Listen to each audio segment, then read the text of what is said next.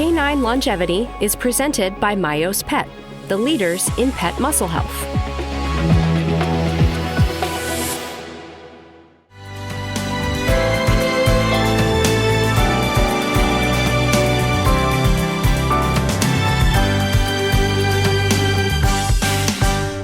They say the gut is one of the most important organs in the body, and when there's gut inflammation, it can not only cause cardiovascular disease in people, type 2 diabetes, but even cognitive dysfunction.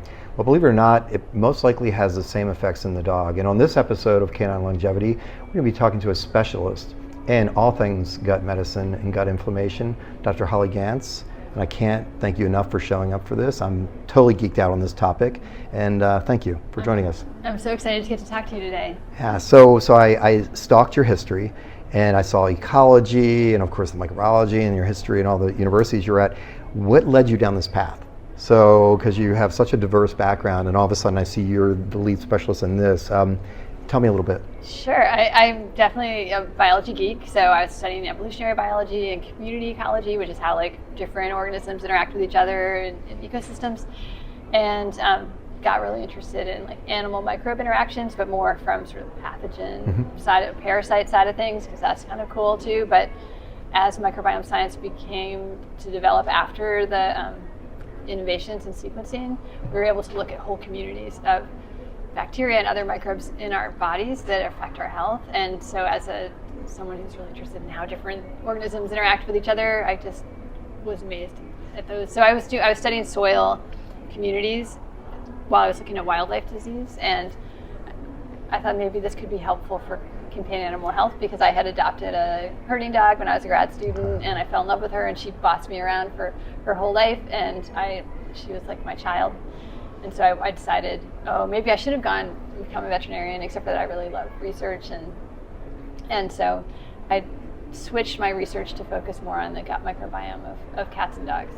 So help us understand, for those listening, I geek out on gut microbiome, but explain what gut microbiome is to the listener, because they may not understand even what that term means. Can you explain a little bit? Yes, it's actually a whole community of little tiny microorganisms that live in and on our bodies and on our pets' bodies, and soil and on plants as well. And but the gut microbiome, right? So we have this GI tract passing through us. It's really sort of external to us, and so one of the two big things that it does is, right, it allows us to take in food that we need for nutrients, and then we have to digest it. But pathogens and other things can come in there, and so the other really critical role that it serves is to protect the body from invasion while we're taking in these essential nutrients. And so I consider it like a rainforest in our gut, this complex community that's doing a lot of really important things, and but also protecting us. So when you have a pathogen or inflammation, there's this term I've come across in humans, I don't know if it applies in our veterinary space, but the leaky gut syndrome. So I guess you have gut inflammation for some cause, and then they get this leaky gut syndrome, or is that a term that we see in the vet space that you hear as a buzzword in the human space? Well, my understanding is that the gastroenterologists don't really like that term, at least in human medicine, and I think that's similar. You could probably tell me in veterinary medicine, but people like it because and we have some evidence that it's happening. We just don't have really good tests for it, I think, is the real issue there. What can happen with inflammation, right, is that the barrier loosens up, and then we see translocation of bacteria and other things passing through, so the body isn't as able to protect against those things getting through. And we can see that actually in the blood. We've been experimenting with, I'm doing microbiome testing of blood. We're not saying there's an ecosystem in your blood. Sure, there should not be. Right. But with dogs with chronic enteropathy, we published a paper showing that we assume there's leaky gut or something happening in there. We can actually see all of these bacteria in their blood. We don't know that they're viable, but they're there. They probably got through a leaky gut. So how does a pet parent know that their pet may be having any kind of gut issue or issue with their microbiome or thing, what's going to be the clinical sign that they may appreciate at home, or is there any? This is just something they should check intermittently. What do you say to the average pet owner? What should they be watching for? I mean, I personally, because I'm a microbiome geek, I think you should, you can test, and we've made an affordable test available so that you can see how your pet's microbiome looks. And we know that having a diverse community serves a lot of really important functions and can help provide resilience. Say they get a Giardia infection or they have to take antibiotics down the road. But the main way people start to think about it is if their pet starts to have chronic diarrhea or they chronic vomiting. Those are sort of two of the main things. Constipation is also another common symptom. And then, but the surprising thing for people also is that like these chronic skin conditions are also can be like correlated with having an imbalance in the gut and a loss of beneficial gut bacteria. Got it. So would you term this looking at biomarkers of the gut, or is it GI mapping? Like we hear all these terms like GI mapping, and to me, I'm like, are we going on a field trip, or what's the? So what do they mean when they say GI mapping, or what's that buzzword? Yeah, I mean there are now like capsules, but I don't think that's what they mean. But that's really what it should be, right? That's implying like a spatial like mapping of what's, like when. But I see these test kits, you have to do a colonoscopy, and they have to like do that, and but usually I think they're. I don't know, but from the pet space, like we're just looking at fecal test as a indication of what's happening inside there, and getting a lot of information there. And what I like about that is that it's a lot less invasive than like doing endoscopy or something else. Absolutely. Canine Longevity is presented by Myos Pet, the leaders in pet muscle health. As dogs age, muscle loss can quietly steal mobility and quality of life. But what if science could help change that? Myos Muscle Formula with Fortitropin is an all-natural, science-backed ingredient shown to help build and maintain muscle while reducing muscle breakdown, with over a decade of research and real results. Because stronger muscles means more moments together. Myos, more time together.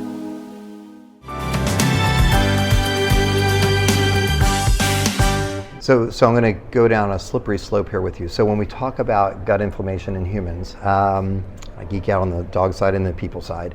Let's talk about going to the grocery store. So we go to the grocery store and they say that the healthiest way that we all should be eating is we go around the perimeter of the grocery store, right? You have your vegetables and all those, and everything down the center aisles is processed food or ultra processed foods. But in those center aisles is also dog foods. And when you look at some of the ingredients of some of these dog foods, they are super, super ultra processed as well. And some of them, even though I have all this scientific background, I can't even pronounce some of the ingredients that are in some of these dog foods. And I'm not beating up on anyone in particular. Do we believe that some of those ultra processed foods can be causing gut inflammation in our canine patients, or just like we see in people? Is there any thoughts there?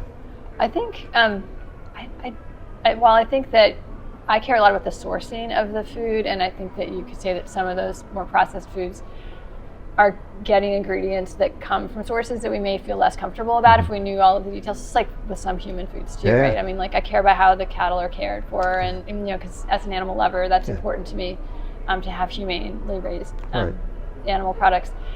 And I think that's the bigger issue. I think these companies have invested a lot in creating like nutritionally balanced, complete diets, and that for the most part, unless you're getting a budget kibble, it's probably not causing inflammation per se.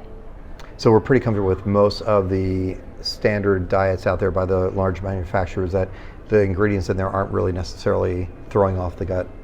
Or has anyone even looked at that? Have we looked at that? No, I mean I think that a lot of the top companies have looked at microbiome studies, and so there is a big movement though towards fresh food, and that was my next question. And it is different. And so and we've done a lot of research on like what does the healthy microbiome look like in pet cats and dogs, and we do see an effect of the dry diet per se, more so than so there's a form factor that matters, like is it a canned food or a fresh food, frozen food, or kibble, and we see a strong effect of the dry diets, which makes sense. They tend to have more fibers in them, and with cats, we can identify a cat that has any kibble in its diet with over 90% accuracy, just based on looking at these biomarkers of just gut bacteria. And it is possible that some of those diets are contributing to metabolic disease. That was my question. And so there may be inflammation associated with that, but I can't say I have no papers that have found that But you had a herding breed, or still have a herding breed? I do And have, yes. So that's my primary. I see a lot of sporting dogs. So I see the border collie, Aussie, you name it. That's what I see. And a lot of those pet parents have their dogs on raw. They have them on raw diet. Do you feel that there's any benefit? And that's such a slippery slope, right? When you start talking about diets, from a gut, health standpoint and inflammation, is there any benefit for these clients that are on a raw? I mean, it's challenging for them to do that and travel, but do you see any benefit? I know you're not a nutritionist, but we're talking about gut health, and nutritionists don't always touch on gut health. Yes. So it's that fine line between the two. Any sense on raw diet? We have done several studies, diet studies, both raw and fresh and kibble diets. And I do feed one of my dogs a raw diet, and when prior to starting the animal biome, I didn't really know a lot about raw diets, but a lot of our customers told us that they had a cat or dog who had IBD, inflammatory bowel disease, and that they had found switching to a raw diet to be beneficial. And at that time, there was a lot of pushback within the veterinary community. Like, you couldn't even talk to your veterinarian about that, it's never good if you can't. It's taboo. It's taboo. It's like weight loss and cancer. We don't talk about these things. So, yeah. But now there are more raw diets that are at least high pressure pasteurized, so the food safety concern for some of them is less so. It does. What we do know, we did do a detailed study switching dogs between a kibble and a freeze dried raw diet. What'd you find? The microbiome is very different, and so I think it could be also with the IBD cases or chronic enteropathy, that switching things up may help get the microbiome out of a stuck state too. So I think it could be a useful tool to go from a kibble to a raw or vice versa, because when it gets in a just a chronic inflamed state, it can be hard to shift things and get it back to a balanced state. Yeah. But it is a slightly different community. Okay, no, it makes sense. Now let's talk about your company. Let's talk. So I'm done geeking out on diets and all the things with the inflammatory gut disease. Tell me a little bit about.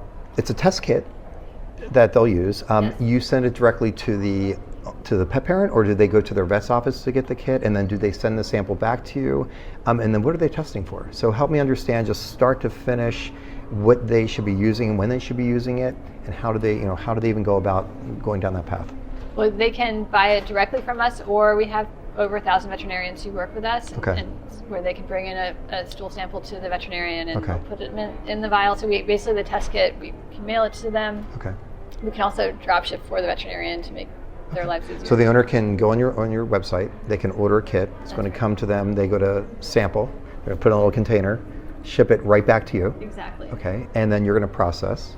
And how long before they'll get the results? We say 2 weeks, it's usually less than that, it's usually more than a week, but we like to, Results are going to the pet parent, or results are going to the vet? We can do both, actually. So, fantastic. And you can share it with your vet as well. So you just put their email address in there. And so it goes through the mail, so you don't have to go someplace special to send it to us. And then we actually do our own testing in-house. So they get the results back. Yes. And there's going to be normals and abnormals, and you have some information as to what each one of these tests that, each content of the test was and what the results are. Do you give a little bit of guidance, or is it saying, hey, go talk to your vet about these results? So help me understand that. Yeah, so we do give a lot of guidance, and we give some general recommendations. It's always best if you can get your veterinarian involved. But sometimes they don't understand this stuff. Yeah, no, and they don't always have time to talk about diet and supplements, which is really what we focus on. But so we try to make it as actionable and useful as possible, and we also do offer 15-minute consults so that you can get some help understanding what are these bacteria and what are they doing. So they get the results. They've talked to you now. There are supplements as well, or things that you recommend as far as diets or supplements that they take based on those results? Yes, and we have a very unique supplement that's sort of our flagship product, which is basically contains beneficial bacteria from healthy cats and dogs that you can't get anywhere else. It's a very, very effective. So they should, for a range of conditions. Should all dogs just be on that automatically, or should we test first and then you place them on based on their results?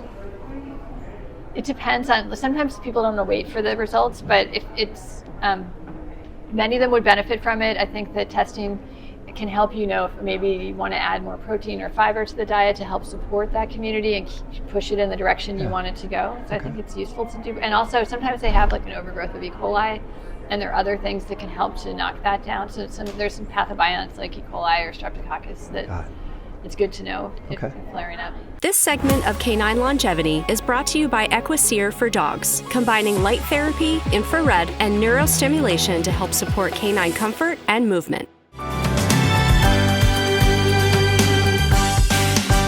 It sounds like there's two different variations that they can go through. For the owners or pet parents to say, I'm not so comfortable collecting a sample from my dog or doing any of this kind of scientific stuff.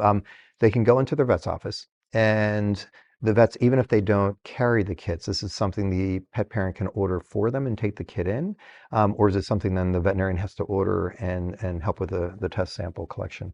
I think that it depends on the veterinarian if they're okay with them bringing it in, but they can order it directly, or the veterinarian, like we have these bulk kits for veterinarians to keep in the clinic, and then they basically, there are instructions that are very similar between what goes to the in-home test, and then they just basically pop a little bit of poop in 2 vials, gives us a backup in case the first one doesn't work, and then it goes in a bubble mailer in the mail. And if it goes through your veterinarian, then it goes through FedEx, so it gets to us a little bit faster, prioritizes it, but otherwise it's the same. Okay, so the kit, what's in the boxes, because this would be the one going to the veterinarian, you have another box that is the one that would go to the pet parent if they order directly and they feel comfortable collecting the sample. And you have directions on how to collect the sample. That's right. So, and we give them gloves and a swab and some tools so that they can keep everything clean. Okay, and then they can FedEx it themselves, or it's regular mail, or just USPS. Okay, perfect. And then you said about 2 weeks for them to get the results, 2 to 3.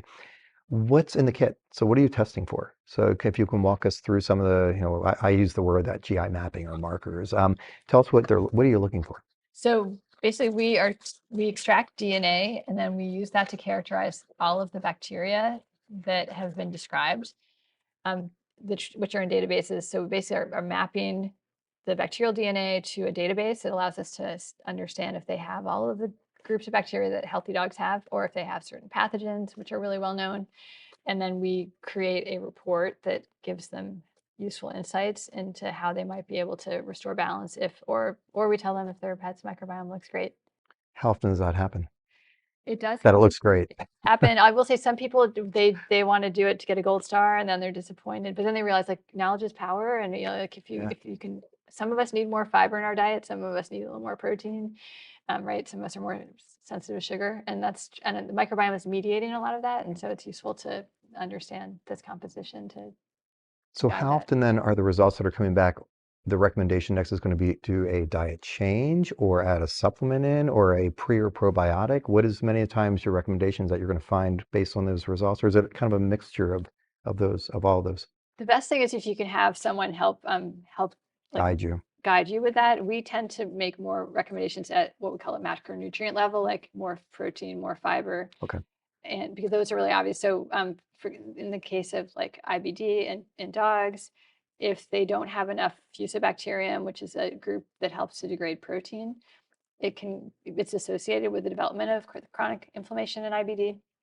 But if they have too much, so an absence of it is associated with IBD, but if you have too much, then it can also promote inflammation. So I consider like a Goldilocks group. So often we're saying maybe you need to modulate the amount of protein or fiber. Okay. Sometimes they need digestive enzymes because they already have a really high protein diet, but the protein loving bacteria are not showing up, which may implicate some kind of problem with the production of enzymes. Okay. Or maybe the stomach isn't acidic enough, things like that.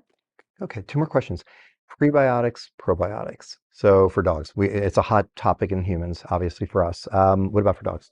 It's the same. So there's prebiotics, probiotics, and postbiotics. And I know these terms are terrible for everybody outside of the industry. So pre is like the food that the bacteria eat, prebiotics. And probiotics are the microorganisms themselves that can be yeast, like Saccharomyces boulardii, or bacterial probiotics. They are defined as having a benefit, having been shown to have a benefit, and that's why they're manufactured and made into a probiotic. A lot of them come from like food-based, like yogurt, bacteria, things like that. And then postbiotics are like, I like to consider what the bacteria poop out after they eat the prebiotics, and so they're beneficial compounds produced by the probiotics Okay. in the gut. Now, supplements. You guys carry through your company a supplement as well. Can you just talk us about what the supplement is, maybe what's in the supplement, and when you would be recommending that to the pet parents to give to their patient, or to our patients, to their dog? Absolutely. So we have a range of supplements, but our flagship supplement is basically contains freeze-dried bacteria that have been isolated from the stool of healthy cats or healthy dogs. And so it's a very diverse community of beneficial bacteria, many of which we've found to be really sensitive to antibiotics. Okay. We also do have things like Saccharomyces boulardii, which can help resolve diarrhea. And we've been really working with our veterinary clinics that work with us to have them go to that before they go to metronidazole, Okay. trying to be a little more better about, because metronidazole and other antibiotics really kill off these beneficial gut anaerobes. And things like S. boulardii actually can resolve diarrhea just as effectively. Okay. And that's something that We they have can that. get through yours. Yes. Okay, perfect. It's not proprietary, but we were, when we started it, we were the only ones in the vet. And do you have any other supplements that through your company you sell as well? We do. We also have a prebiotic that helps address E. coli, which can flare up. It's also associated with a loss of diversity in the gut and antibiotic exposure. We have a really wonderful fiber blend that we just launched that has fast, medium, and slow fermenting fibers in it. It's a nice balance. And then we have mushroom blend. We're trying to do more and more to support good gut bacteria. So I can't thank you enough for your time. This information is incredible. I could geek out on this all day long. And for pet parents that want some more information, how do they find you, your website? What is your information? You can find us at animalbiome.com. Fantastic. Thank you so much. And this has been Dr. Sharman Knapp with Canine Longevity. Remember, it's about your pet's health span, not just lifespan.